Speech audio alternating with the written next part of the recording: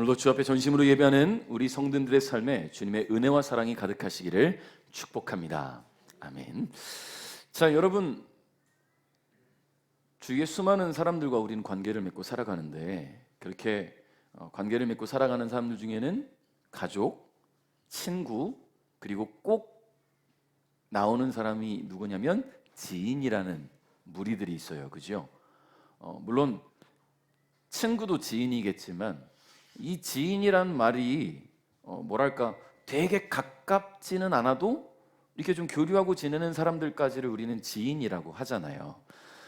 곁에 있는 것만으로도 힘이 되는 그런 지인일 수 있고, 친구들 말하겠죠. 투닥거리고 다투면서도 은근슬쩍 챙겨주는 그런 츤데레 같은 지인이 있을 수도 있고요.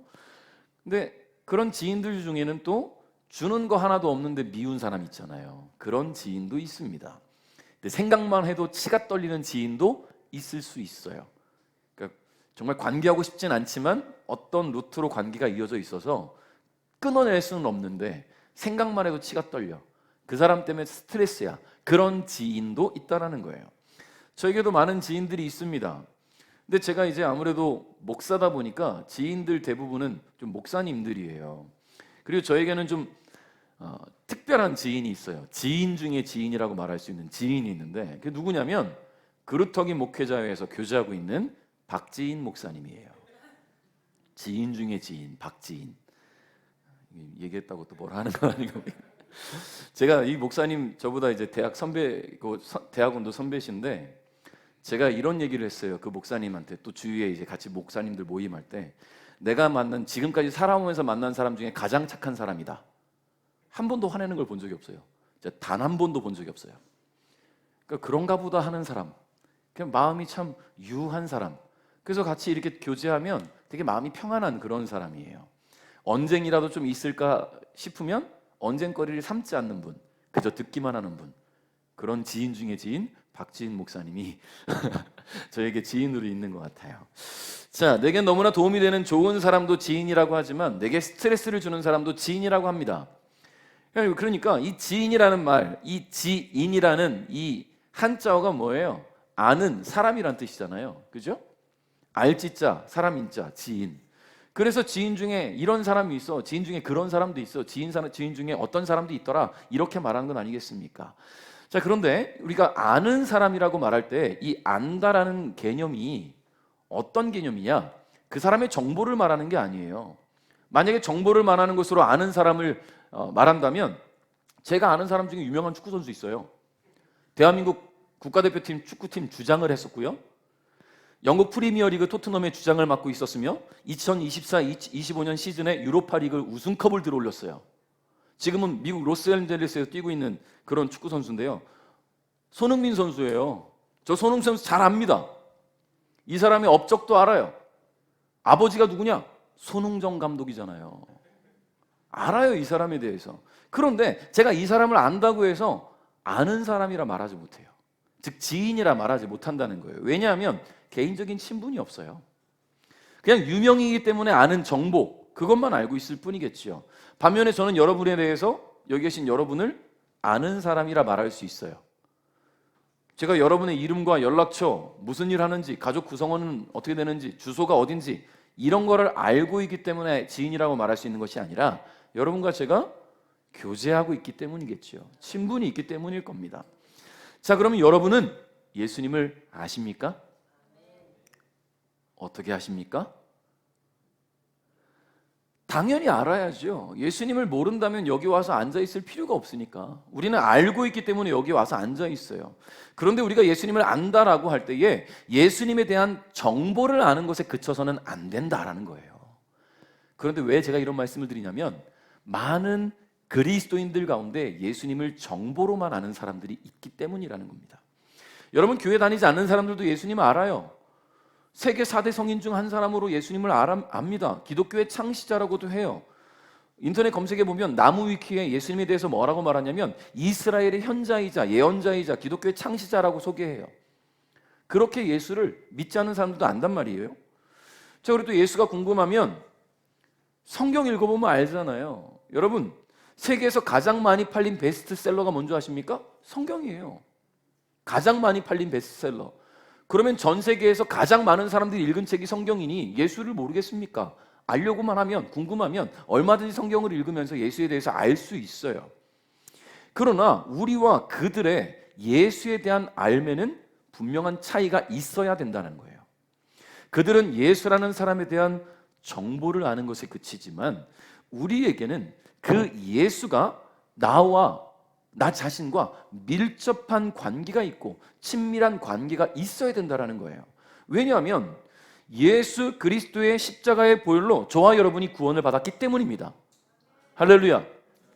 그래서 예수는 우리와 인격적인 관계를 맺기를 원하시는데 우리 쪽에서 예수님을 그냥 정보로만 아는 그런 관계를 맺으려고 한다면 주님이 얼마나 마음 아파하시겠어요? 이런 거예요. 한쪽에서는 한쪽을 알아. 친해지고 싶어. 가까이 하고 싶어. 너무너무 그 사람과 함께 하고 싶어. 근데 그 사람은 나를 몰라. 여러분, 그것만큼 가슴 아픈 외사랑이 어디 있겠습니까? 주님과 우리의 관계가 그렇다는 거예요. 주님은 우리를 아세요. 우리가 주님을 아는 것 이상으로 우리를 아세요. 주님은 우리의 머리털 하나까지 세심바 되신 분이에요. 우리의 몸에 장기, 오장육부 어딘가에 문제가 있는 것조차도 다 아시는 분이 예수님이에요.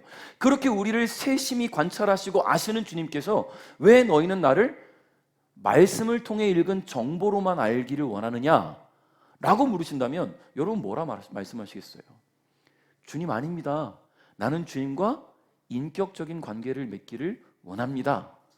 라고 이야기할 수 있어야 될 줄 믿습니다. 할렐루야. 우리 옆에 계신 분에게 이렇게 좀 축복합시다. 예수님과 인격적인 관계를 맺으세요. 할렐루야. 이미 인격적인 관계를 맺고 지내시는 분 계시고 아직은 조금 서먹서먹한 관계에 있으신 분도 계실 텐데 오늘 말씀을 읽으시면서 주님과의 관계가 완전하게 이루어질 수 있기를 주님의 이름으로 축복합니다. 자, 그래서 우리는 예수님과 인격적인 관계가 있어야 돼요. 예수께서 나를 위해 죽으시고 다시 살아나셨고 나는 그분의 부활하심과 그분이 나의 주되심을 믿고 그것을 고백함으로 말미암아 하나님의 자녀가 되어서 구원받았기 때문에 그러니까 단순히 그분에 대해서 아는 것에 그쳐서는 안 된다라는 것입니다. 자, 오늘 본문에 보니까요. 예수님을 아는 사람들이 등장해요. 예수님을 아는 사람들이 등장해요. 그런데 이 사람들은 예수님을 알지 못하는 사람들이에요.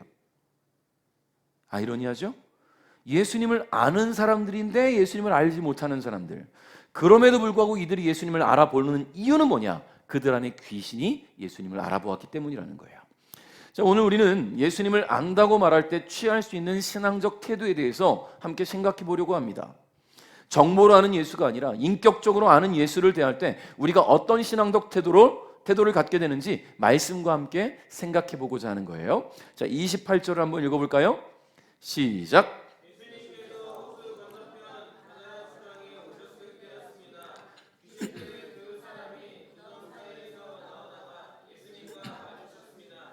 이들은 너무 사납기 때문에 아무도 그 길로 지나다닐 수 없을 정도였습니다. 아멘. 자, 지금 예수님은 어떤 상태냐? 산상수훈을 마치신 이후에 제자들과 함께 갈릴리 호수의 건너편 가다라 지방에 지금 막 도착하셨어요. 가다라 지방, 어색한 지명이지요? 근데 이렇게 말하면 좀 익숙할 것 같아요. 거라사 지방 들어보신 적 있어요? 거라사 지방이라고 하면 좀 익숙할 텐데 왜 그런가 보니까 오늘 본문과 동일한 사건을 기록하고 있는 병행 구절로 이루고 있는 마태복음 5장과 누가복음 8장에서 동일한 사건을 기록하고 있단 말이에요. 거기서는 이 가다라 지방에 다른 이름을 쓰는데 그게 바로 거라사 지방이에요. 거라사 지방이 익숙한 이유는 군대에 귀신 들린 사람을 치유한 곳, 그곳이 바로 거라사 지방, 오늘 본문에서 말하는 가다라 지방입니다. 자, 예수님은 제자들과 갈릴리 호수를 건너서 가다라 지방에 오셨어요. 지난 시간에 예수님께서 갈릴리 호수를 건너야 했던 이유에 대해서 잠깐 말씀드리면서 예수님의 행적에는 다 이유가 있다라고 말씀드렸단 말이에요. 갈릴리 호수를 건너는 과정에 제자들이 만난 폭풍을 말씀으로 잠잠하게 하심으로 이 제자들로 하여금 예수 그리스도의 신적 권능을 보게 하셨고 그 갈릴리 호수를 건너 도착한 이 가다라 지방에서 마주하게 된 귀신 들린 사람들을 통해서 다시 한번 이 예수 그리스도가 어떤 분이신지를 알게 하시기 위함이라는 거예요. 누구에게 알게 하심이에요? 누구에게? 그렇죠. 제자들에게 알게 하시기 위함이에요. 지난주에 우리가 갈릴리 호수에서 폭풍 만난 배, 제가 멋진 배를 만들어서 여러분에게 보여주지 않았습니까? 네, 십자가로 변신되고 구명조끼로 변신되는. 자, 아무튼 중요한 거는요, 그게 중요한 게 아니라 예수님께서 갈릴리 호수에서 그 배에 오르시면서 왜 주무셨을까요? 물론 피곤하시겠지만 왜 주무셨을까요? 예수님이 함께 계실 때 주무시더라도 이 배는 무사할 거라는 믿음이 제자들에게 있기를 바라셨던 거 아니겠습니까? 예수님이 함께 계심으로 말미암아 그들이 안전할 수 있다는 것을 제자들 스스로 알기를 원하셨다는 거예요. 그런데 제자들은 어땠어요? 어부 출신 제자 4명이 열심히 노를 젓고 돛을 움직이면서 폭풍을 만나서 어떻게든 해결해 보려 하지만 해결할 수 없을 때 예수님을 깨웠어요. 그리고 뭐라고 말하냐면, 예수님, 우리가 죽게 생겼습니다. 그 우리에는 예수님도 포함인데 말이죠. 예수님이 죽을 뿐이 아니라는 것을 그들은 생각하지도 못하는 거예요. 그러니 그런 상황과 환경과 결국 예수님이 깨셔서 이 바람과 파도를 잠잠케 하시고 나서 그들은 예수님이 누군지 알아봐야 되는데 여전히 알아보지 못했다는 거죠. 그리고 오늘 이 가다라 지방에서 귀신 들린 사람들, 그냥 귀신이 아니에요. 군대 귀신 들린 사람들을 마주하면서 예수님은 제자들에게 예수님이 어떤 분이신지를 알게 하시기 위함이었다. 그리고 그 말씀을 읽는 오늘 우리에게도 예수님은 이런 분이시구나 라는 것을 알게 하시기 위함이라는 겁니다. 자, 지금 제자들에게 예수님은 어떤 분이실까요? 제자들은 예수님께서 행하시는 3대 사역에 함께 했어요. 가르치시고 전하시고 병 고치는 사역을 가장 가까운 곳에서 목격했고 경험했습니다. 그들은 산상수훈을 통해 하나님 나라 백성들의 삶의 방식에 대해서 들었고요. 심지어 갈릴리 호수에서는 바람도 바다도 파도도 예수님께 순종하며 잠잠해지는 것을 경험했는데, 그때 제자들이 자기들끼리 뭐라고 말했는지 27절 한번 읽어볼까요? 시작. 도대체 예수님은 어떤 분이길래 바람과 바다도 이분의 말씀에 순종하는가? 아멘. 아니, 솔직히 예수님이 옆에서 이 정도 능력을 행하셨으면 그분이 누구신지 모르면 안 되는 거 아닙니까? 하나님 나라를 선포하시고 가르치시고 병든 자를 고치시고 자연 만물도 순종한다면, 아니 신이 아니고서야 어떻게 이런 일들을 다 행합니까? 그분이 하나님의 아들이라고 믿지 않을 수가 없는데 제자들은 이분이 누구길래 바람도 파도도 잠잠해질 수 있을까? 어떻게 이분이 누구길래 말씀에 순종할까라고 지들끼리 되묻는다는 거예요. 그럼에도 불구하고 제자들은 여전히 무지했다라는 겁니다. 무지한 건지 무식한 건지 그들은 예수님을 곁에서 보았음에도 여전히 그분과 온전한 관계를 맺지 못하고 있었다라는 이야기겠죠. 자, 그러면 오늘 예수님을 처음 본 이 가다라 지방에 귀신 들린 두 사람은 어떻게 반응하는지 한번 보도록 합니다. 29절 읽어볼게요. 시작. 그 두 사람이 소리쳤습니다. 하나님의 아들이여, 당신이 우리와 무슨 상관이 있습니까? 때가 되기도 전에 우리를 괴롭히려고 여기 오셨습니까? 아멘. 자, 귀신 들린 사람은 예수님을 보자마자 뭐라고 합니까? 하나님의 아들이요. 지금 이게 무슨 말이에요? 이 사람들이, 즉 이들 안에 있는 귀신들이 예수님을 알아봤다라는 거예요. 귀신들도 알아본다. 제자들도 아직 예수님이 누군지 자신들 안에 온전히 생각이 정리되지 않았어요. 근데 지금 귀신 들린 사람들이 예수님을 향해서 하나님의 아들이요 라고 외치고 있으니 제자들은 얼마나 당황스럽겠어요. 그 하나님의 아들과 지금 함께 사역의 자리에 있었던 사람들이 아직도 마음의 정립이 안 됐는데, 처음 본 귀신 들린 사람들이, 심지어 지금 제자들은 그 자리에서 만났을 때 그들이 귀신 들렸는지 몰라요. 일단은 그냥 사나운 사람으로 보았겠죠. 근데 보자마자 무릎 꿇고 하나님의 아들이요. 이 사람들은 어떻게 예수님 향해서 저렇게 외칠까? 늘 곁에 있던 우리도 아직 마음속에 확신이 없는데 이 사람은 어떻게 확신할 수 있을까? 당황했을 거예요. 지금 귀신은요, 예수님의 정체를 정확하게 인식하고 있습니다. 그분이 어떤 분이신지, 어떤 이유로 이 땅에 오셨는지, 그리고 어떤 이유로 자신들 앞에 지금 서 계신지, 귀신들은 예수님이 이곳에 오신 이유까지도 분명하게 알고 있었어요. 여러분, 야고보서 2장 19절에 이런 말씀이 있습니다. 여러분은 하나님이 한 분이신 것을 믿으니 잘하는 일입니다. 귀신들도 그것을 믿으며 두려워서 떱니다. 아멘. 귀신들도 알고 떨어요. 귀신들도. 예수님과 귀신들은 인격적인 관계를 맺을 수 있는 그런 관계는 아니지만 한마디로 이런 거예요. 귀신들에게 있어서 예수님은 지인이에요. 생각만 해도 스트레스 받는 지인, 생각만 해도 두려운 지인, 예수님만 생각해도 막 오금 저릴 수 있는 그런 지인이 예수님이에요. 귀신들에게 있어서. 여러분, 귀신들도 예수님을 압니다. 그냥 아는 것에 그치는 것이 아니라 그분의 정체와 신분과 능력과 사역, 예수님에 대해서 정확하게 알고 있어요. 그리고 그분이 자신들과 어떤 관계인지도 알아요. 우리를 멸하실 분이구나 라고 안다는 거예요. 여러분은 예수님을 어떻게 알고 계십니까? 머리로 아는 것과 마음으로 믿는 것은 다릅니다. 지금 귀신들은 예수님에 대해 알지만 예수님을 믿지는 않아요. 말씀드린 것처럼 생각만 해도 두려운 존재라고, 그런 지인일 뿐입니다. 예수님이 하시는 일들에 대해서 알지만 그 일들에 대해서 기대할 수 없는 존재들입니다. 여러분, 성경을 많이 읽으면 읽을수록 예수님에 대해 더 자세히 알 수 있어요. 그분에 대한 지식이 풍성해질 수 있다는 말입니다. 주님에 대해서 더 궁금하십니까? 말씀을 열심히 읽으세요. 아, 이분이 나를 위해 이런 일들을 하셨어. 예수님이 이런 분이야. 알 수 있어요. 그런데 그것으로 끝나서는 안 돼요. 말씀과 함께 가야 되는 것이 뭐라고 했습니까? 기도라는 거예요. 우리는 주님을 머리로 하는 것이 아니라 인격적으로 알아야 돼요. 인격적으로 주님을 안다는 것은 친밀한 관계가 된다는 겁니다. 친밀한 관계를 맺으려면 대화를 해야죠. 소통해야죠. 우리가 주님과 대화하는, 소통하는 방법은 기도예요. 할렐루야. 기도를 통해서 내가 말씀을 통해 알게 된 그 주님과 더욱 친밀해져야 된다는 거예요. 그래야 인격적인 관계가 되는 겁니다. 귀신들도 하나님의 아들이여 라고 부르는 마당에 하나님의 자녀가 된 우리가 예수님을 제대로 알지 못하고 제대로 믿지도 못하고 제대로 부르지도 못한다면 주님 앞에서 얼마나 부끄럽겠습니까?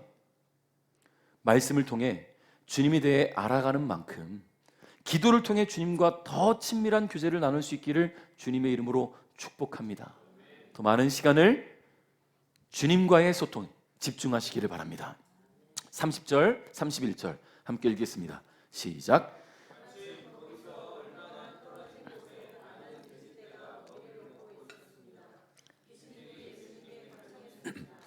만일 우리를 이 사람들에게서 쫓아내시려면 저 돼지떼 속으로 보내주십시오. 아멘. 자, 여러분 어떤 때 기도합니까? 보통 우리가 매일매일 기도 시간을 정해놓고 기도하시는 분들 계시고, 교회 올 때마다 기도하시는 분, 식사할 때마다 기도하시는 분들 다 계시겠죠. 평상시에는 바쁘니까 간단하게 형식적인 기도만 할 수 있을 것 같아요. 시간을 정해놓고 기도하시는 분들 분명히 계시겠지만, 식사할 때는 분명히 기도하시겠지만, 자, 그런데 집중적으로 우리가 기도할 때가 있어요. 집중적으로 막 매달려서 기도할 때 언제입니까? 네? 간절할 때. 왜 간절해요? 삶이 고단할 때, 문제를 만났을 때, 해결되지 않을 때, 그런 어려움이 있을 때 우리는 기도라는 이름의 도움 요청을 하고 있다는 거예요. 그러니까 예수님과의 관계가 평상시에 기도로 소통하는 관계가 아니라 급할 때 119를 누르고 있다는 거죠. 정말로 도움이 필요하다고 느낄 때만. 여러분은 기도로 주님께 간구합니다. 도움을 요청한단 말이에요. 내가 해결할 수 없는 문제를 해결해 달라고 구하고, 새로운 일을 시작할 때 용기를 달라고, 힘을 달라고 구하고요, 어려움을 만났을 때 잘 넘어가게 해달라고 구합니다. 기도는 주님과 소통이에요. 근데 우리는 대부분의 기도를 내 입장에서의 간구만 쏟아내는 거예요. 그러니까 119를 누르고 있다는 얘기를 하고 있는 겁니다. 지금 마치 신세 한탄하듯이, 하소연하듯이 쏟아내는 기도가 혹시 우리 안에 있지 않았습니까? 주님이 나의 기도를 들으시고 어떻게 생각하실지, 어떻게 반응하실지, 어떻게 응답하실지에 대해서는 기다리지 않아요. 나는 다 기도했으니 이제는 뭔가 이루어지겠지. 소통의 기도가 아니라는 거예요. 우리 지난번에 잠깐 애니메이션으로 그 음악과 함께 CCM 하나 제가 들려드렸잖아요. 속삭임이라는, 주님과의 대화에, 기도에 우린 열심히 드리기만 했는데 주님이 나에게 뭐를 말씀하시고자 하는지 귀를 기울여야 되는 거예요. 소통이 아니라 일방통행의 기도를 우리가 해왔다면 오늘 우리는 일방통행이 아니라 양방향 통행이 이루어지는 그런 소통의 기도를 올려야 될 줄 믿습니다. 자, 오늘 예수님 앞에 선 귀신들이 예수님께 간구했어요. 31절 읽어볼까요? 시작.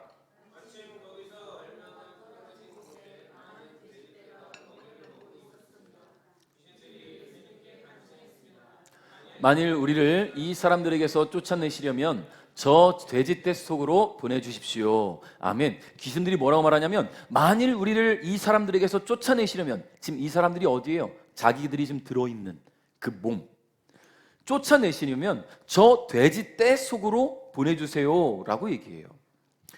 자, 예수님이 어떤 분이신지 정확하게 인식하고 있던 그들은 예수님이 자신들을 쫓아내러 오신 것도 알고 그럴 만한 능력이 있는 분이라는 것도 알고 있었다라는 거예요. 솔직히 귀신들은 이 사람들에게서 떠나는 것이 너무나 싫었을 겁니다.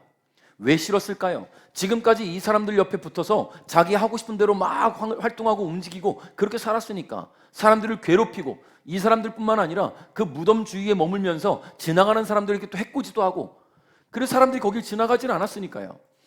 그냥 그대로 이 두 사람에게 붙어 사는 것이 그 귀신들에게는 베스트예요. 다른 계획 필요 없습니다. 근데 지금 눈앞에 하나님의 아들이신 예수님이 딱 나타났단 말이죠. 이제 더 이상 귀신들이 자기들 마음대로 할 수가 없는 거예요. 그들이 만일이라고 말하는 것은 그 만일이 오지 않기를 바라는 마음일 겁니다. 그럼에도 불구하고 굳이 자신들을 쫓아내실 거라면 돼지떼 속으로 보내달라고 말하고 있어요. 여러분, 지금 귀신들은요, 예수님을 만난 후로는 이 사람들에게 어떤 것도 행하지 못하고 있어요. 두려움에 떨고 있을 뿐입니다. 예수님 만나기 전에는 사람들이 거기 지나가면 막 나타나서 해코지하고 이 두 사람으로 하여금 여러 가지 해코지들을 했겠지요. 굴러다니면서 몸을 상하게 하면서 말이에요. 근데 예수님을 만나니까 그들은 움직일 수가 없어요. 이 귀신들이 뭘 할 수가 없으니까. 한마디로 예수님의 허락이 없이는 아무것도 할 수 없다는 것을 귀신들은 알고 있었다라는 거예요. 그래서 귀신들은 돼지떼 속으로 보내달라고 요청합니다. 예수님을 만나기 전엔 자기들이 마음대로 이 사람들 속에 들어왔는데 지금은 이러지도 저러지도 못하니 쫓아내실 거라면 돼지떼 속에 보내주십시오.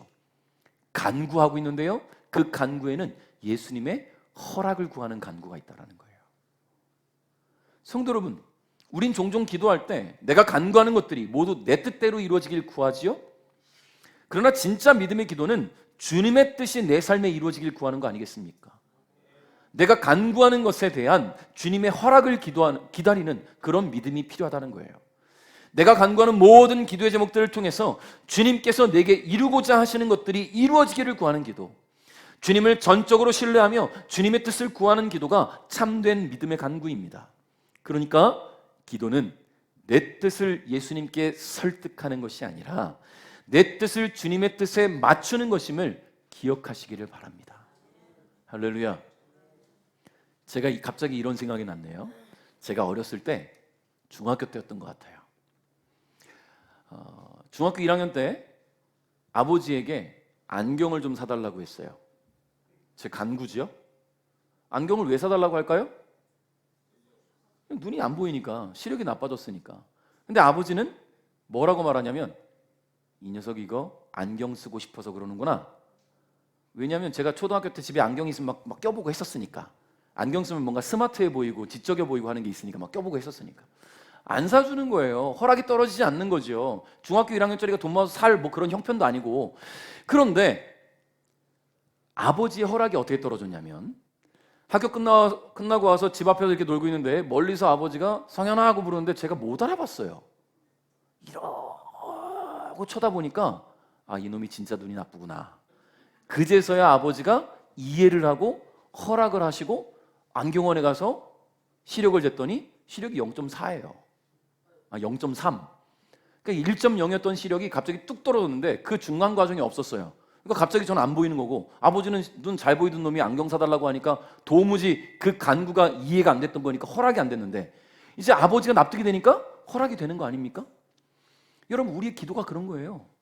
하나님께서 납득하실 만한 기도가 된다면 허락하시는 거예요.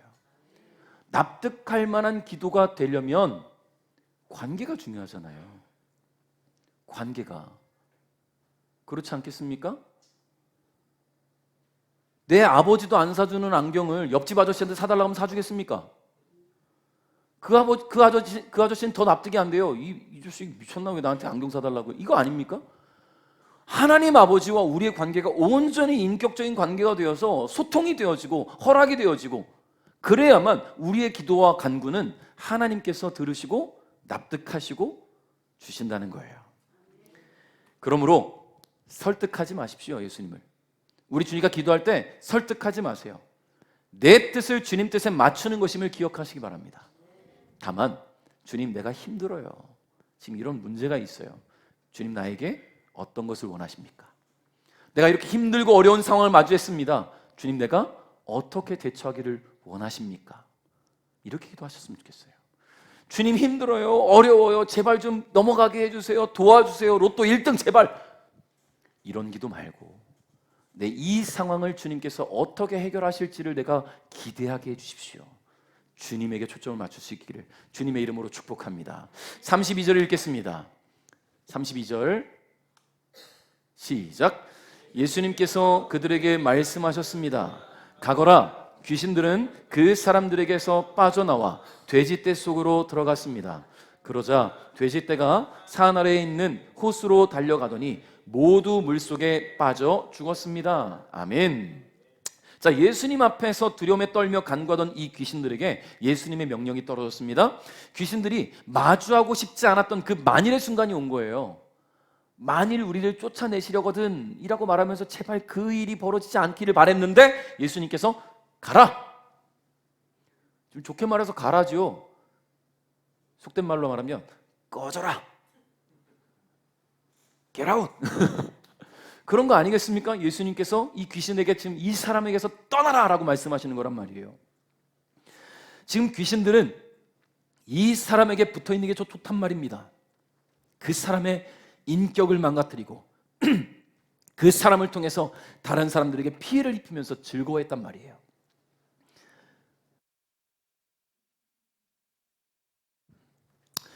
자, 그런데 자신들이 이 장악하고 있던 사람들에게서 떠나야 하는 상황이라 귀신들 스스로 요청한 것이긴 하지만 돼지떼에 들어가 봤자 돼지는 인격이 없잖아요. 여러분, 돼지가 하루를 산다면 돼지는 뭐 하겠습니까? 자고 먹고 싸고 자고 먹고 싸고 자고 먹고 싸고. 귀신이 그 손에 딱 들어가면 하는 게 이제 자고 먹고 싸고 자고 먹고 싸고. 귀신이 이제 그 돼지 속에 들어가서 하는 일은 그거밖에 없어요. 자고 먹고 싸고 자고 먹고 싸고. 얼마나 좀 현타가 오겠어요. 자신들은 지금 사람을 괴롭힐 수 있는 능력이 있는 귀신인데 돼지떼 속에 들어가고 자고 먹고 싸고만 반복하고 있으면 얼마나 수치스럽겠습니까? 그래서 이 귀신들은 이 돼지떼 속에 들어가서 예수님을 좀 방해하고 싶었던 것 같아요. 그게 뭡니까? 돼지떼를 물에 빠져 죽게 함으로 말미암아 그 돼지떼의 주인이 예수님을 싫어하게 만드는 거예요. 자신들이 할 수 있는 마지막 최후의 발악을 한 거죠, 지금. 자, 예수님께서 가거라, 떠나라 라고 말씀했을 때 이 귀신들은 즉각 나갑니다. 버티지 않았어요. 못 나가요. 더 있을게요. 못합니다. 즉각 순종할 수밖에 없는 거예요. 지체도 없었습니다. 변명도 없었습니다. 예수님 말씀 앞에 절대 복종할 수밖에 없어요. 귀신들은 오랜 날 동안 괴롭혔던 그 사람들에게서 즉각 떠나갔어요. 여러분, 귀신들은요 예수님 앞에 즉각 순종합니다. 귀신들은 예수님이 두려웠어요. 왜냐하면 예수님이 어떤 분인지 알고 있었기 때문이겠죠. 그분의 절대 주권과 그분의 절대 권력 앞에 귀신들은 두려움에 사로잡혀 있었고요. 어떻게든 그 상황을 피하고 싶었으나 도무지 방법을 찾을 수 없어서 돼지떼를 몰살시킴으로 나를 쫓아낸 이 예수에게 피해를 주리라. 이게 이 귀신들의 마지막 발악이었던 거예요. 사랑하는 성도 여러분, 우리는 말씀을 듣고도 행동으로 옮기지 않을 때가 얼마나 많습니까? 말씀을 듣고 감동도 하고 은혜도 받는데 그것을 삶 속에 실천하는 것이 참 어려워요. 여러분, 말씀이 떨어졌다면 움직일 수 있는 믿음이 필요해요.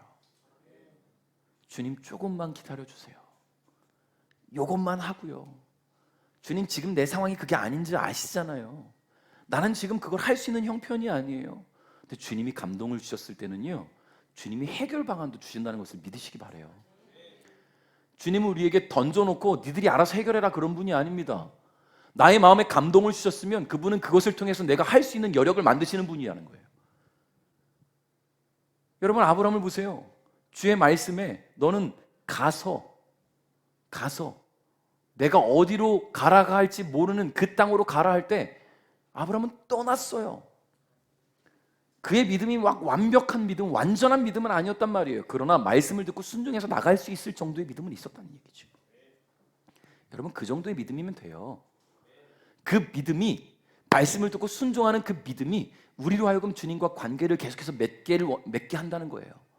소통하게 한다는 거예요. 인격적인 관계를 맺게 되는 겁니다. 그렇게 우리는 성장하게 되고 구원에 이르는 그 믿음에 이를 때에 우리는 주님과 더욱더 뗄래야 뗄 수 없는 관계가 된다는 것을 잊지 않기를 바랍니다. 그런데 그런 관계가 됐음에도 불구하고 말씀이 떨어졌을 때 순종하지 못한다면, 여러분, 귀신도 순종하는데 귀신보다 못한 거 아닙니까? 얼마나 부끄럽습니까? 야고보서 1장 22절 한번 읽어볼까요? 시작.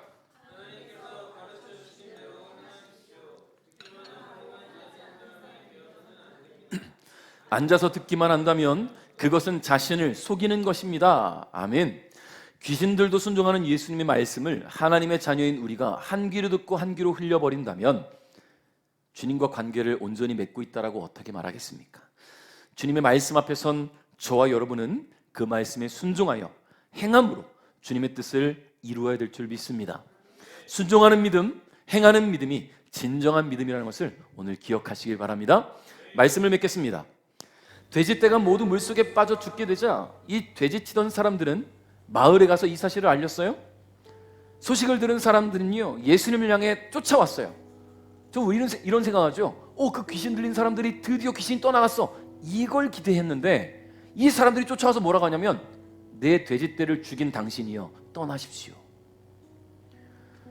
여러분, 오랜 날 동안 귀신에 사로잡혀서 고통받던 이 사람이 정상의 삶을 되찾게 된 것에 대해서 사람들은 관심이 없어요. 자신들에게 피해가 찾아온 것만 생각하고 있는 거예요. 예수님이 곁에 계시면 계속해서 재산적 피해를 입게 되겠구나. 예수님이 곁에 계시면 귀신이 떠나가고 병든 자가 회복되고 무엇보다 하나님 나라에 대해 듣고 배울 수 있는 은혜의 기회가 생겼지만 그들은 눈앞에 보이는 손실 때문에 예수님을 거부했다라는 거예요. 오늘 예수님은 여러분에게 어떤 분이십니까? 우린 예수님이 어떤 분인지 알아요. 그저 아는 것에 그치고 적당한 거리를 두고 교회에 나오고 있지는 않습니까? 아니면 예수님을 인격적으로 만나서 단순히 지식적으로만 아는 예수님이 아니라 친밀한 교제와 소통을 통해 아는 예수님, 정말 잘 아는 예수님, 나를 잘 아시는 그 예수님, 나도 주님을 잘 알아요. 그런 예수님으로 관계를 맺고 주님의 뜻이 내 삶 속에 이루어지기는 삶을, 그런 삶을 기대하고 살아가십니까?